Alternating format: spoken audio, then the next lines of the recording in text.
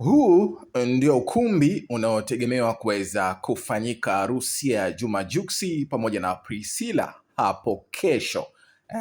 Show itaanza bwana kunapokucha. Siku ya leo jioni nzima na mpaka usiku huu ni kwamba wanaendelea kuandaa na maandalizi yanaandaliwa katika ukumbi, huku familia kutoka nchini Nigeria zikiwa zote zimekusha kufika. Familia ya Juma Jux, mama yake, ndugu zake na majirani, marafiki wakiwa wamekusha kutinga ndani ya Bongo TZ, ambapo kesho kuna harusi kubwa itafanyika baada ya kufanyika pale nchini Nigeria. Kumbuke Nigeria zilifanyika harusi mbili, ikiwemo ya kimila alafu ikaja harusi ya wedding ya Kikristo kwa ajili ya Priscilla. Sasa hapa Tanzania kesho kunapokucha hapo Masaki kutakuwa na harusi kubwa sana katika ukumbi itakaofanyika. So kuna wageni waalikwa mbalimbali.